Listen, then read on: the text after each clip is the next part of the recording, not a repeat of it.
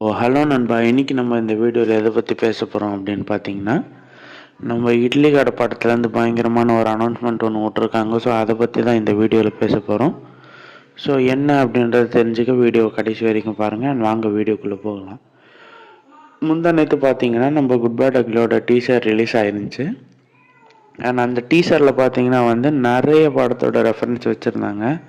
Like இந்த படத்தில் பார்த்தீங்கன்னா தீனா, பில்லா, வாலி, ரெட்டு, வேதாளம்னு சொல்லி நிறைய படத்தோட ரெஃபரன்ஸ் வச்சுருந்தாங்க.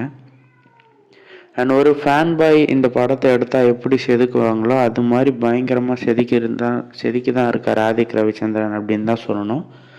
அண்ட் இட்லி கடை பார்த்தீங்கன்னா இந்த டீசரை பார்த்துட்டு இட்லி கடை தள்ளி போகலாம், டேட் தள்ளி வைக்கலாம் அப்படின்ற ஒரு இதில் தான் இட்லி கடை டீம் இருக்கிறதா டாக்ஸ் போயிட்டுருக்கு. ஒருவேளை இட்லி கடை தள்ளி போயிடுச்சு அப்படின்னா அதை பற்றி உங்கள் ஒப்பீனியன் என்ன அப்படின்றத கமெண்ட் பாக்ஸில் சொல்லுங்கள் நண்பா. தேங்க்யூ.